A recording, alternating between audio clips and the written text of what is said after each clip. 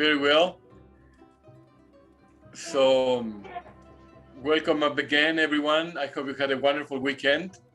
Here in the US, we had, as you know, the Super Bowl on Sunday, and in New England and most of the West Coast, we had quite an interesting snowstorm that is going to continue on Tuesday, and that has kept us locked at home next to the chimney or with nice warm clothes. But today is my distinct pleasure to introduce you to a dear friend of UNAM, and actually she's also a former student of UNAM because she, as I shared with you before, studied Spanish at the UNAM program online, and that's Dr. Kseenjia, who is the Assistant Director of Global Programs of the Office of Global Programs at the University of Massachusetts in Boston. As Associate Director, her role is to look at all the student exchange programs that UMass Boston has with universities around the world, and most of the international relations with other universities. There has been the very recent appointment of a new provost at UMass Boston, another friend of UNAM, and he just wrote to me 2 days ago telling me how important it is for UMass Boston to become more diverse, to have a role in closer international relations with universities, and how important UNAM and UNAM students are for the future of UMass Boston. So without further ado, I would like Kseenjia to show you a presentation she prepared, and you will have plenty of time to ask her any questions.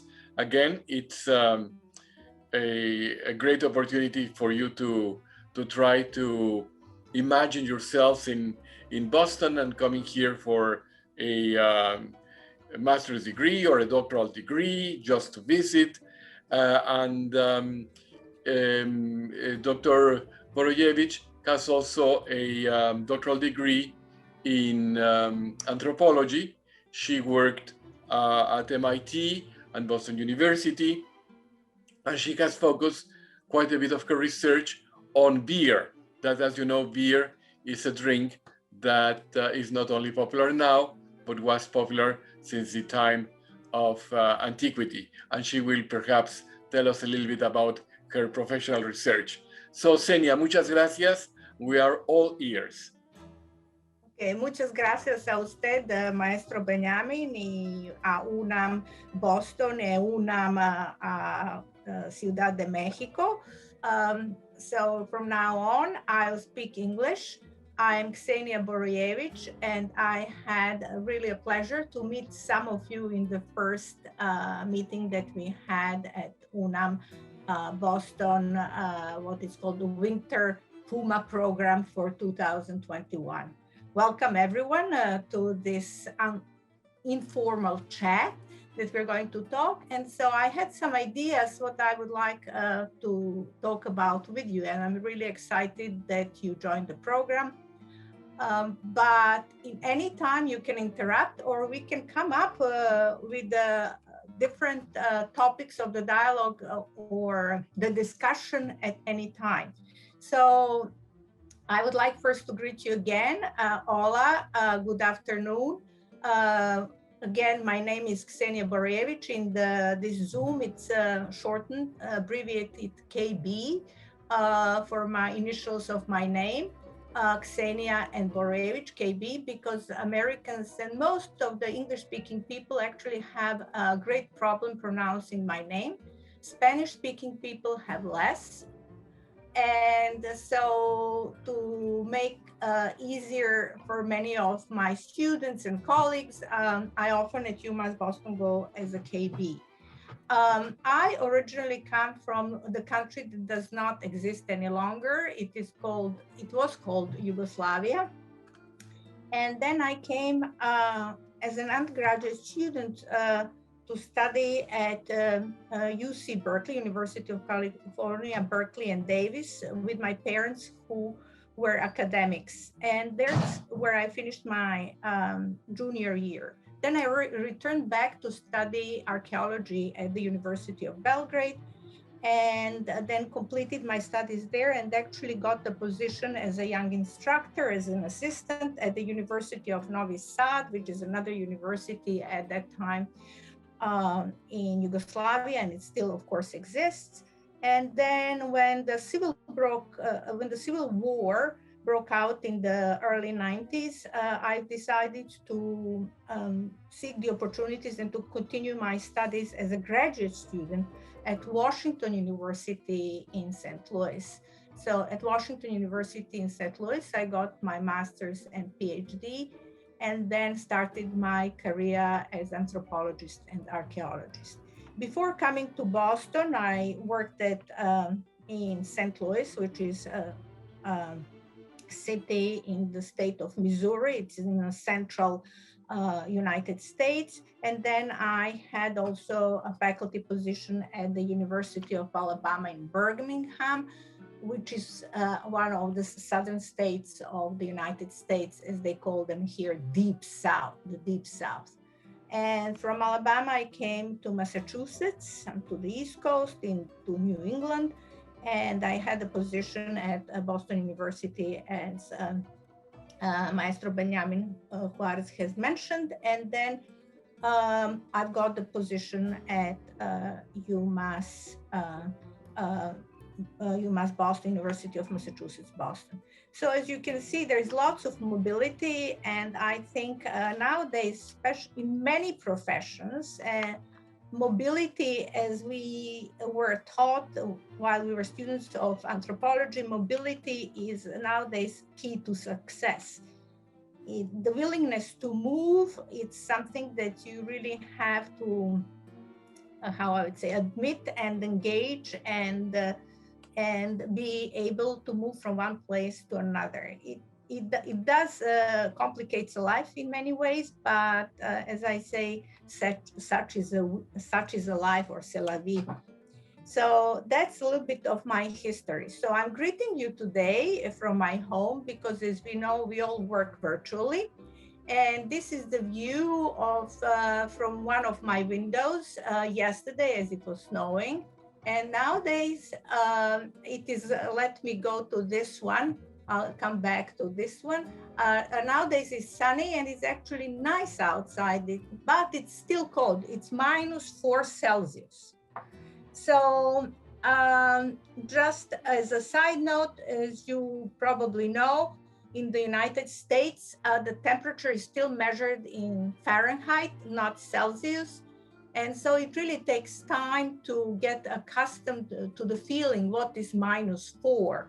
So I myself feel more comfortable with the Celsius and the metric system, and could in the past 25 years that I have been living continuously in the United States, I have not been used to this Fahrenheit measure of temperature. For me, it seems very ridiculous, but still I have a feeling of the type of temperature, but I cannot tell you exactly what is -4 in Fahrenheit, which I'll tell you now.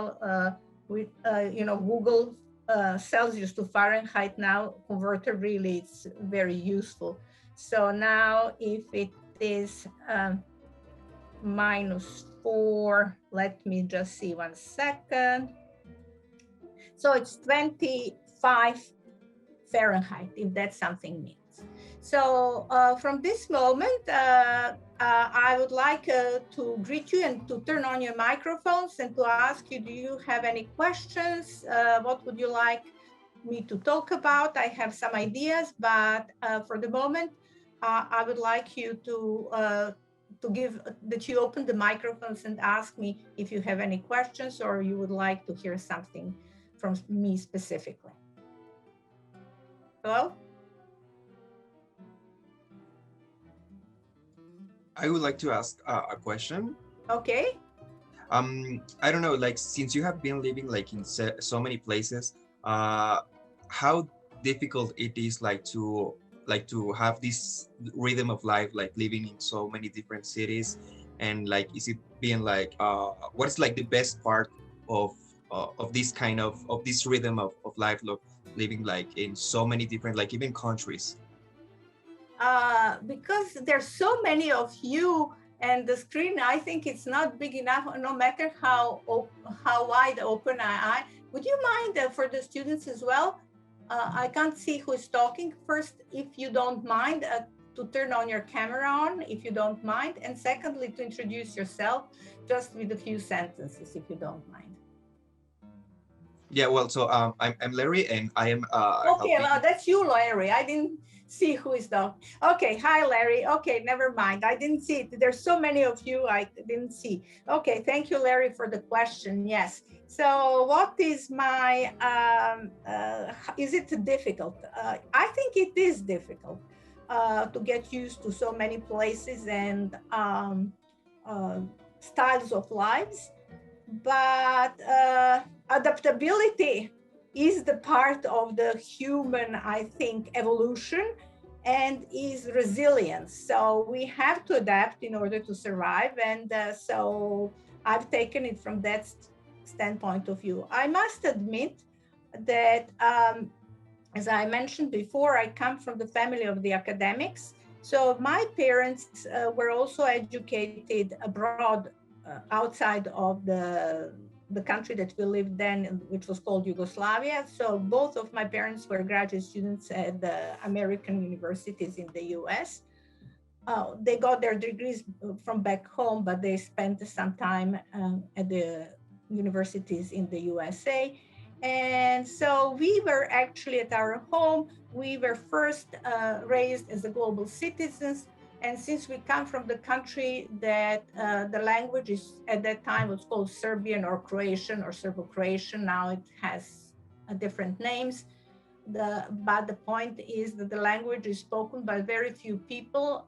They insisted that we learn English from very early age. And so even though I'm older almost than any of you, and maybe the age of your parents or grandparents, even at that time, they insisted that I study English, both my brother, my senior brother, and myself, that I study English from the early age. So I did study English from my 5th year, and then we picked up, they also forced us to study another language. I studied French. My brother studied German, but he never got fluent. I actually got fluent in French, and then as I enrolled to the studies of archaeology, there we had to take Greek and Latin, which are the ancient, as we call them, not spoken, or if you want to call it, dead languages.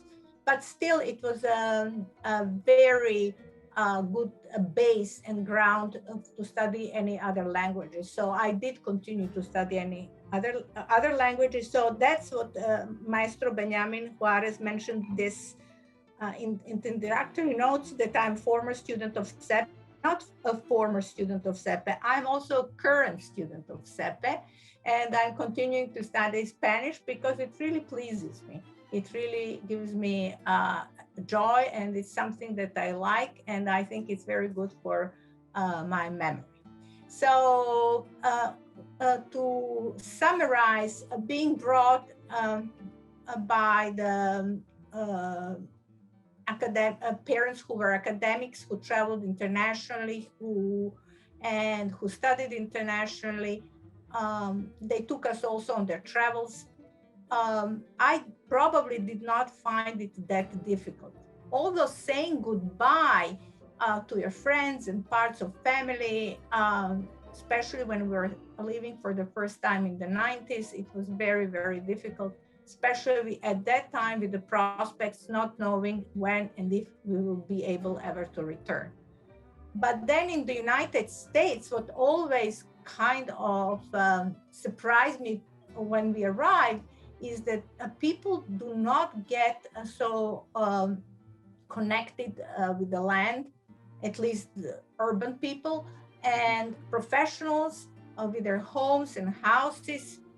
As the opportunity arises, they just move from one place to another. And I'll tell you an anecdote. As we came to the United States, to St. Louis, I was a graduate student with a very modest means, with a very small amount of money that we had, and the scholarship was meager. And so I came with my son, who was 3 years old, and my husband, and we had to start from the beginning, living on that little scholarship that I had.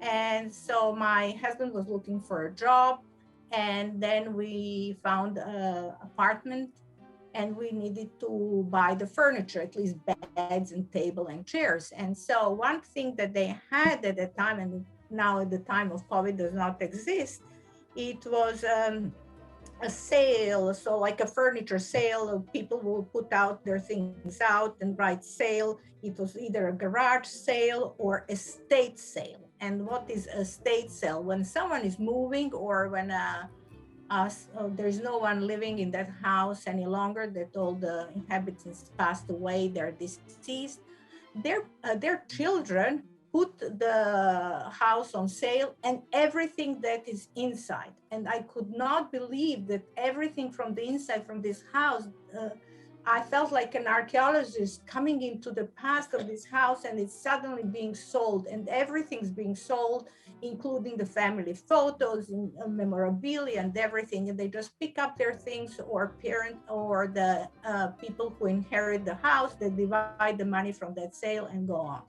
For me, it was inconceivable. But what can you do when you move so many times? You have to get rid of all your belongings and not to get attached to your, things, or whatever the house is. And so that is the road that we had to take. And maybe that's one of the reasons, which I never fully understand, that actually Americans do not form those strong friendships for their life as we did, for example, back home, that last until now, because they move so many times. And so it's very difficult, especially at that time. It was in the 90s, we didn't have all these internet connections and whatnot. It's very difficult to keep those friendships. And so they do not even invest time in building those friendships in the places where they live, because they will move away anyway. So that's a Thank you so much. Thank you, Kseenjia. That's very interesting. And well, this is a very good first recommendation and you're already doing, everybody in this group, to learn English and to be proficient as much as you can in English, to practice it, to read it, to understand it. But what other recommendations, if anyone, Paulina, or anyone in the group were to come to study here next week, Daniel or Pedro or Carolina or Ana, what would be your advice? What are the things that are very important for American professors and for American universities, or for UMass Boston, so that they change their mindset? So is this question for me, Maestro? Yes, Kseenjia. What should I advise to the students, our prospective future students who are planning to come to UMass Boston? Exactly. What would you tell a Mexican student to be ready to do and to be successful as a student in UMass Boston? Okay, first of all, I would like to welcome you all, and we can talk about your possibilities of coming to study at UMass Boston. This virtual a winter program, it's actually, I think, very fortunate, because we can have and see you and host you virtually. But if you were hopefully in the fall and in the next semesters to come to UMass Boston or any American university, first of all, you have to have proficiency in English, and that's required. And various universities require various level.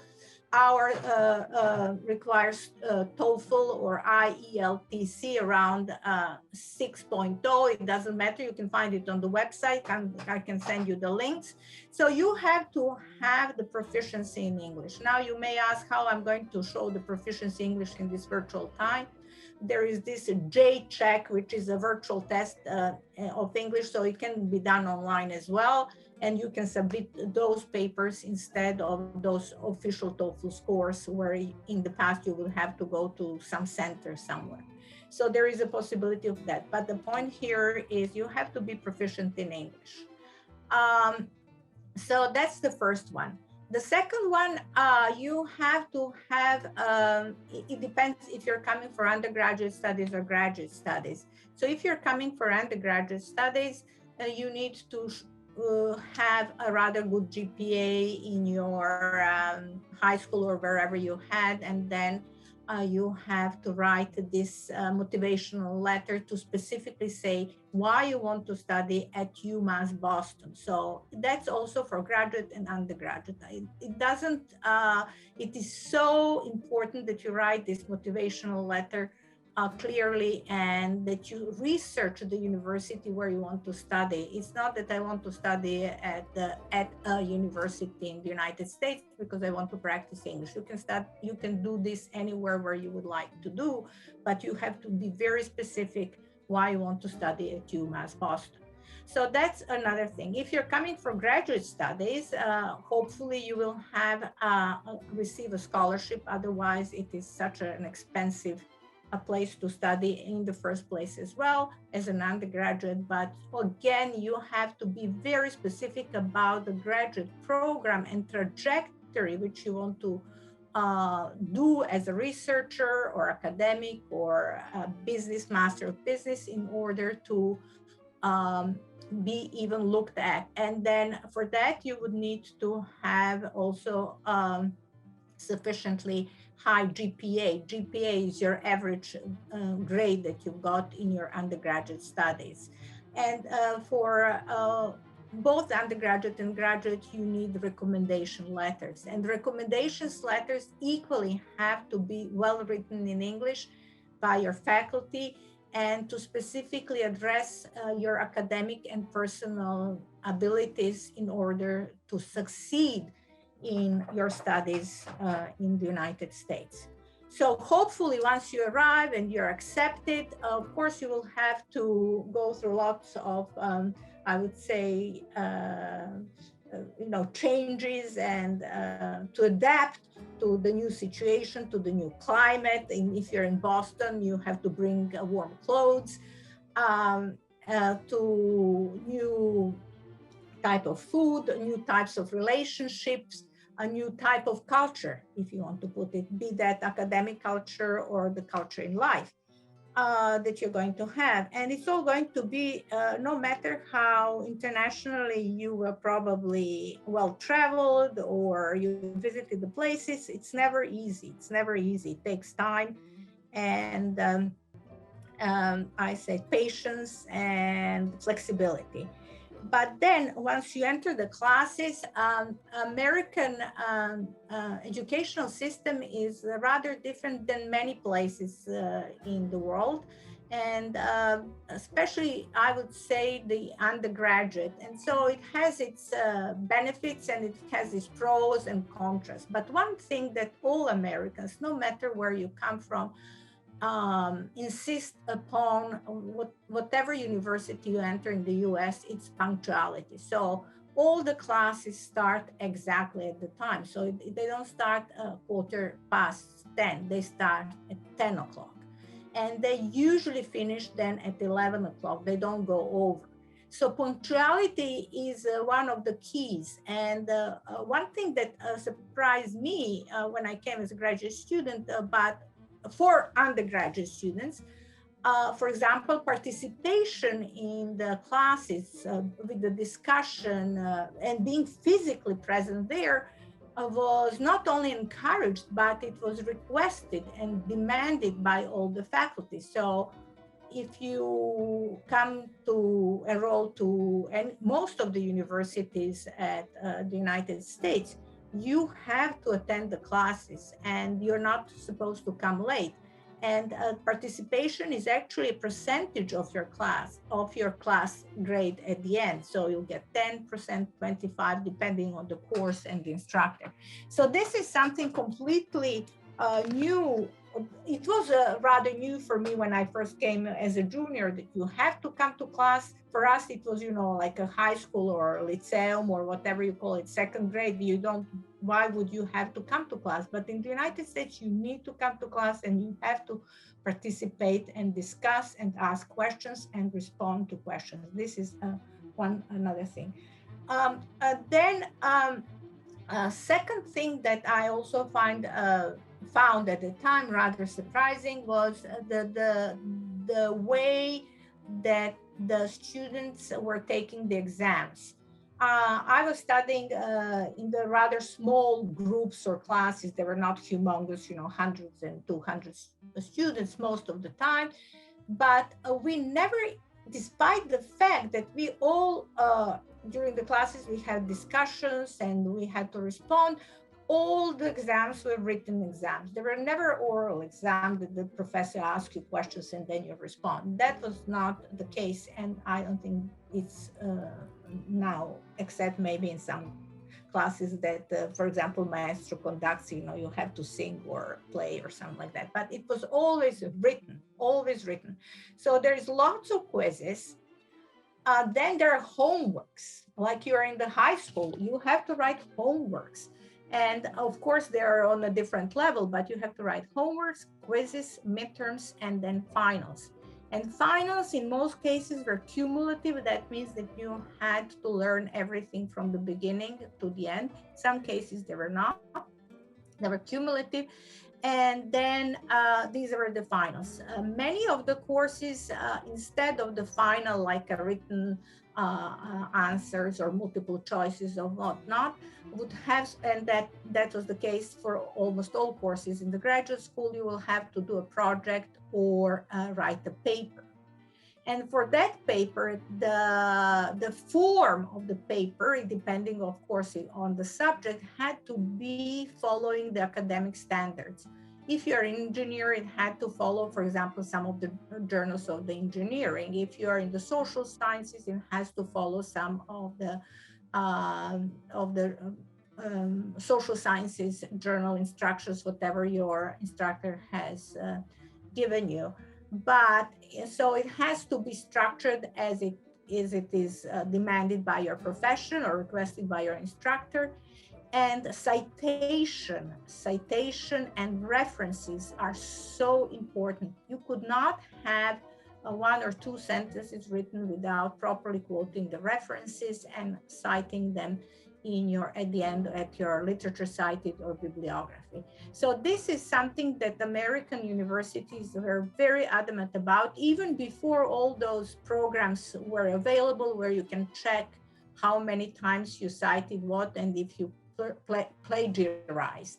And so plagiarism or copying from one student to another, I don't know how it's in Mexico, but I remember when I was a young kid in the elementary school, we would, students who were not so eager to study or did not understand, they would copy from their friend who was sitting next to them. And if you're a good student and you would not allow this other student to copy from you, then you were not considered a good friend. You are like a traitor. You're like a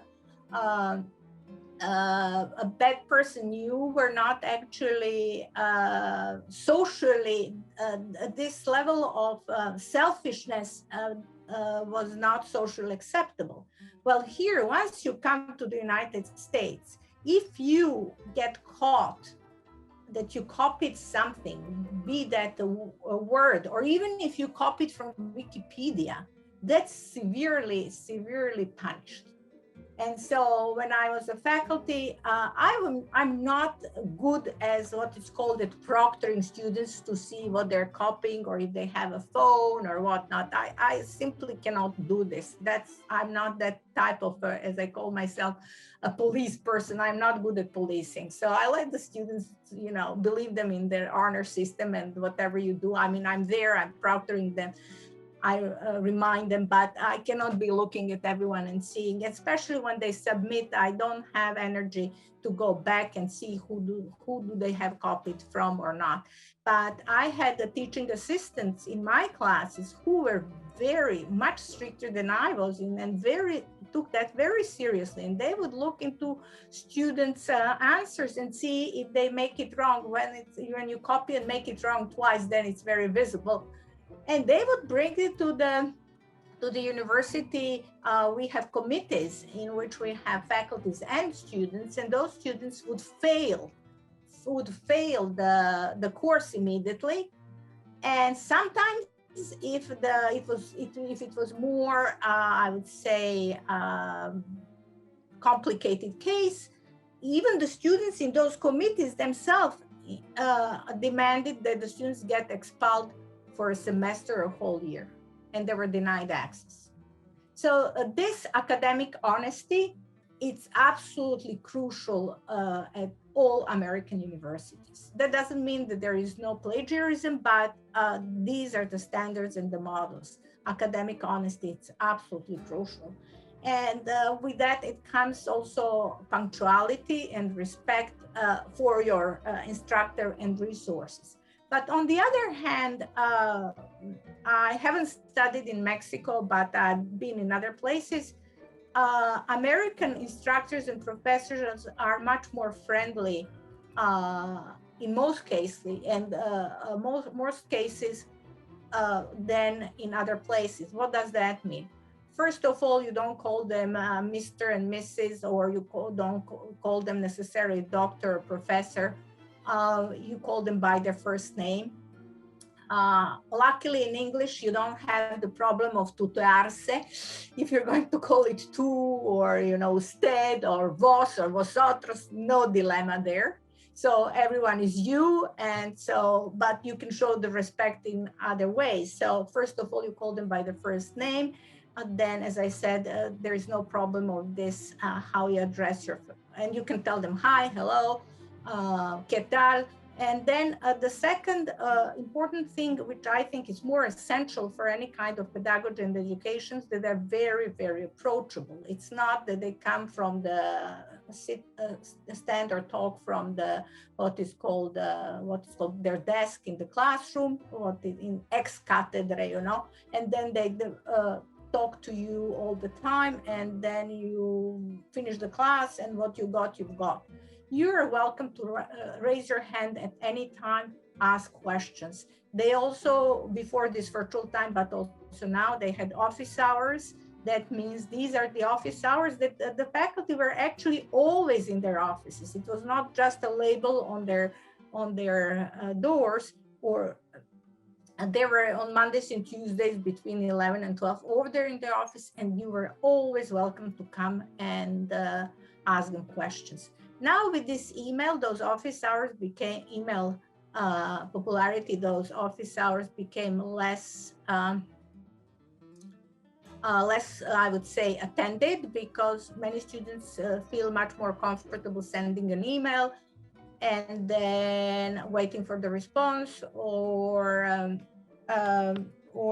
and not having this personal contact. And I agree that that it's more comfortable for many students not to go to the office and ask the question. On the other hand, being a faculty, and the maestro can confirm to that, it's enormous amount of time that now the instructors and professors have to spend answering the emails. And in this very fast pace of changes, you're expected from your faculty, from your students, to answer email like in an hour, not to say, give them 24 hours. I mean, you cannot be answering the questions all day long. You have other things to do. So in this fast world, this is something that universities, that instructors have to find time. And so, but they're always open for discussions, and the instructors and the university faculty. And as you know, no matter how not important question, or how it might seem to you, as I would say, not a good question, or you might be embarrassed, faculty are always going to respond to your questions and will not say this is a stupid question, what a bad question. They're actually going to say that's a good question or that's a great question, and try to respond to your question. Okay, anyone else? Anyone of you planning to come to study in the United States? Who? Anyone? Yes? No? I can't hear you guys. You have to turn on your mics. Hi, my name is Frank. Hi, Frank. Hola. And I'm considering to study a master's degree in Canada or in the United States, but I'm not quite sure. That's why I'm just, just listening to this type of chats where I can make a decision. So thank you for sharing that. Yeah, I mean, I haven't studied in Canada, but the educational system is pretty much the same. And I think, again, it depends, but most of the universities, as you know, are in English. I mean, although they have a French taught universities in France where you probably have to satisfy the proficiency of French, but in English speaking, you have to satisfy English speaking tests, and these are international tests that they will require, be that for GRE or GMB or whatever the tests are for the graduate school that you want to answer. There, I did not mention, but for many graduate schools, you have specialized graduate tests, like LSAT is for the law school, or there is a GRE for the graduate school, or I forgot what are those standardized tests called for MBA. And so once you look at those universities, you have to see what tests you have to take. And I would strongly recommend for many international students, regardless of the professional of the test for the professional school that you are entering, be that law school, business, or engineering, you need to take a TOEFL test as well, or equivalent of a TOEFL test to show your proficiency in English in addition. And so my question is, as you are planning to start planning early, because you will need to take those tests, and I don't know now during the COVID time where the testing centers are and how they're performed virtually, but if everything resumes to new normal, as they call it, you would need to prepare well. And sometimes taking those tests takes lots of, I don't know if lots of studying, but certainly lots of practicing, so that you can get the speed to answer the questions in time, allotted time that they give you. Anyone else? Hi, my name is Daniel. Hola, Daniel. I'm from Toluca, but I aim to study in USA or in England, my master's degree. I study classical music, but I want to know how to contact an advisor or a tutor for the thesis, or for the thesis of the master's degree. So I'm not sure if I heard well. You want to study music, is that correct? Yes, yes. Okay, so Maestro Benjamin Juarez, he's, as you know, conductor, and he's a professor of various music courses at Boston University. So he would be the best one to tell you specifically. First, I would consult with him in general, but then you say, I'm interested in this, and he will put you in contact with any of the musicians and programs all around the world. So one thing I want to share with you all, when you come to the United States, you think it's all so organized. There are no, you cannot copy, there's no plagiarism, you have to be punctual, you have to cite these references and whatnot. But at the end, what it boils down to is those who you know. And it doesn't mean if you know Professor Maestro Benjamin that you'll get accepted at the BU because he teaches there. But he can point you to the programs, to the faculty that you might get accepted and to recommend you what you need to do in order to get there. And then if he writes to his friend, let's say in England, okay, here is this student, Daniel Antonio from Ciudad de Mexico. I know I worked with him. He seems a talented student. Would you please look at his application? And that will actually, at the level of the graduate school, at the undergraduate, it does not help you much because there's so many other people looking at your application. But when it comes to the specifics, especially choosing the possible mentor for your thesis, that recommendation is very essential. And even before you start writing to the instructor or the professor or the maestro, whatever person is. So at the end, it does boil down to some kind of personal connections and who you know. So any volunteers to tell me why are you taking this course besides you just want to improve your English? There must be something because you want to do something else with it, or is it just for you to kill the time and it's affordable and you like learning languages? Anyone? Any volunteers? Volunteers?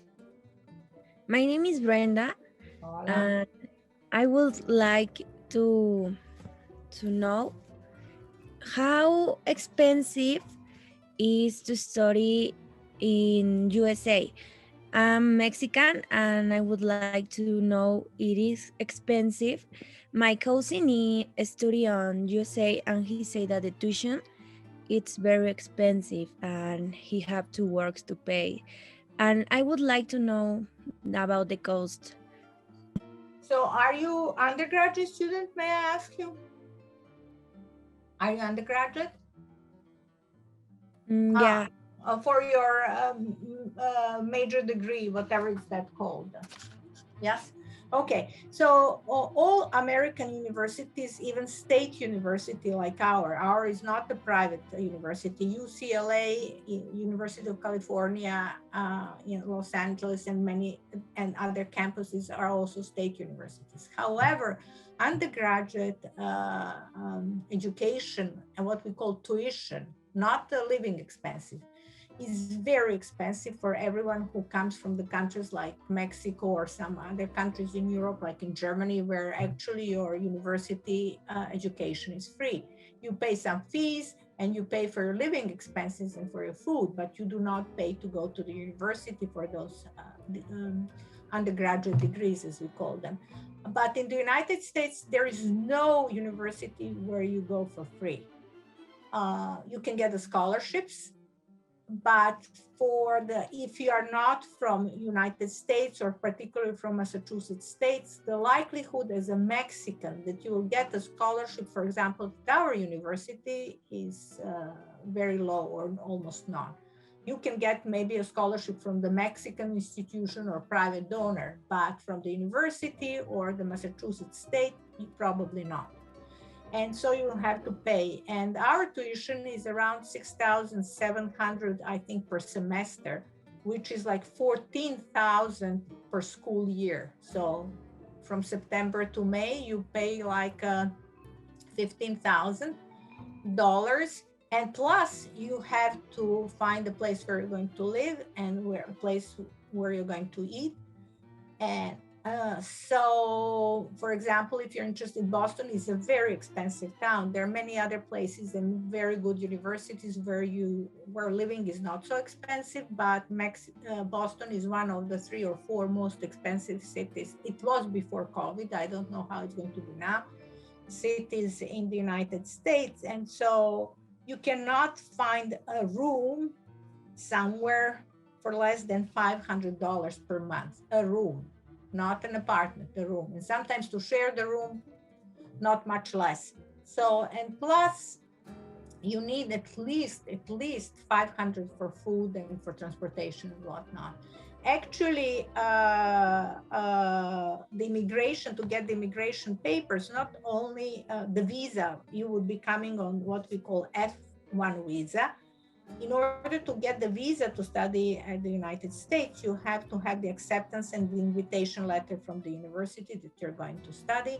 And yet you have to prove for that year that you have, I think it depends on the state, but here it is $1,500 per month to show that you have 1,500 per month. So if you're going to enroll for a semester or a year, then you multiply times 4 or times 10, depending how long you're going to stay. And you have to show that with your bank documents. Otherwise, they won't issue you a visa. So there is no way you can come here and say, okay, I'll work there and then I'll get the money. And in addition, there are all those, as I say, obstacles that international students have to overcome unless they get a scholarship. Is if they come on F1 visa, you are not allowed to work outside the campus. So you can only work on campus. So you can work in campus cafeteria or library or something, but you cannot work in a restaurant. They will not give you permission. And as if they find you working in a restaurant, then they will revoke, they will take your visa and they will not let you come back. So it's so difficult. It's so difficult to surpass this. Okay, I'll find a way around, you know, how I'm going to live in once I come there. I have a cousin, I can live with a cousin. But then first you have to prove that you have enough money, and then how you're going to pay for the tuition. And you cannot work in a restaurant, you cannot work in an office, only at the university. And the university hourly jobs are not well paid. They're around between $12 and $15 per hour.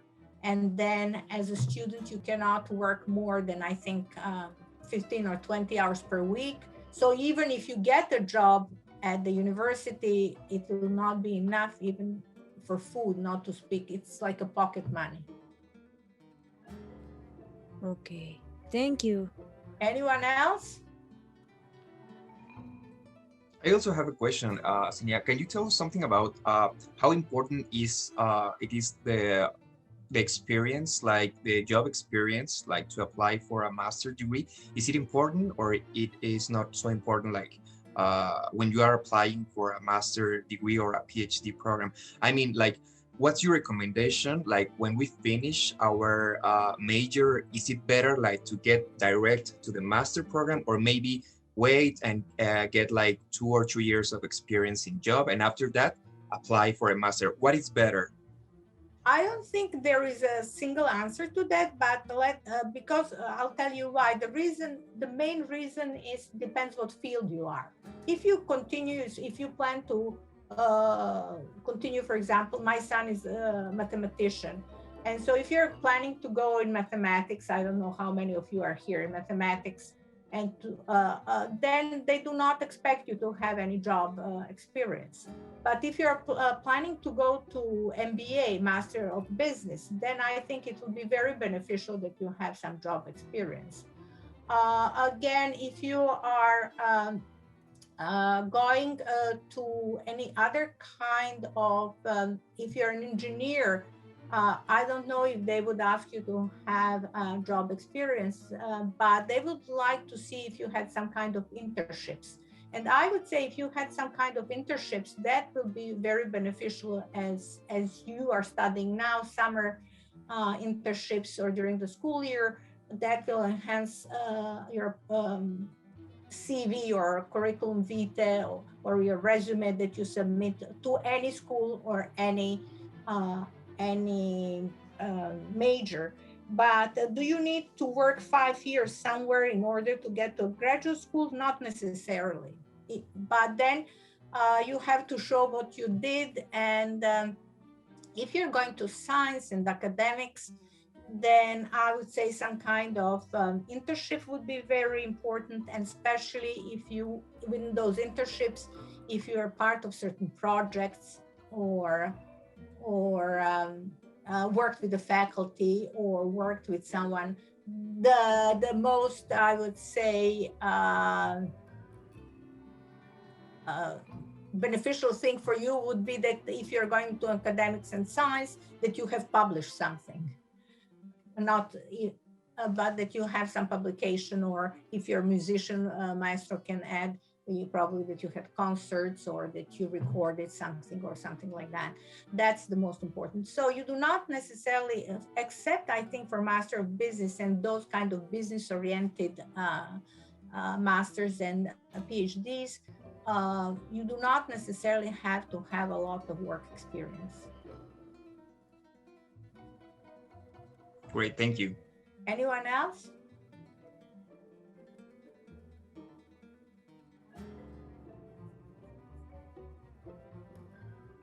Well, if there are no other questions, Kseenjia, thank you so much.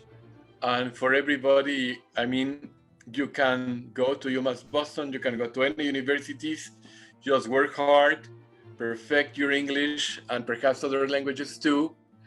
And once you are there, once you are here, be very punctual, make friends, and take lots of care regarding that any word, that any quote is duly noted. Otherwise, you may face plagiarism charges that are very, very severely reprimanded by American and British universities. It's different from many things in universities in Mexico and Latin America, but really not that much.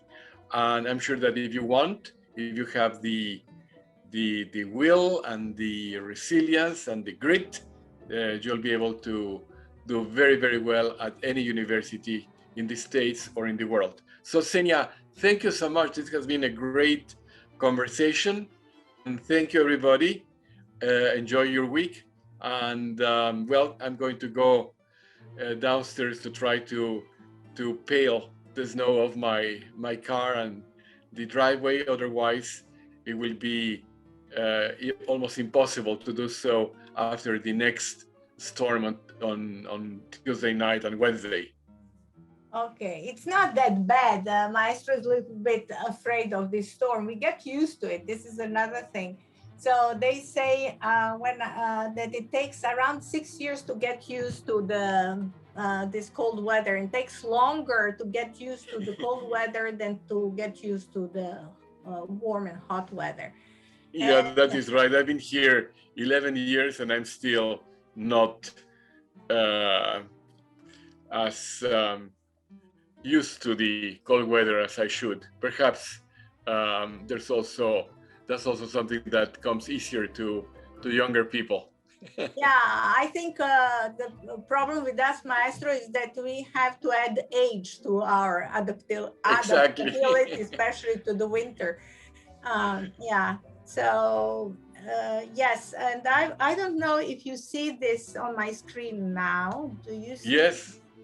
Well, do you see these are my digs? Mi casa es su casa. Yes, mi casa es su casa. I wanted to show you proudly, orgullosa, our campus. It is the website, if you go, and you can see it's written in Spanish. In Spanish. Excuse me, in Spanish, yes. So mi casa es su casa, Chancellor Suarez Orozco. This is our new chancellor who came on board. Chancellor is equivalent of the president of the university. And so he came on board last July, and originally he is from Argentina. And as you can see, we have now a lot of, I would say, Latin influence at our university, but more importantly than just a title in Spanish, I think it's the attitude of welcome and that mi casa es su casa.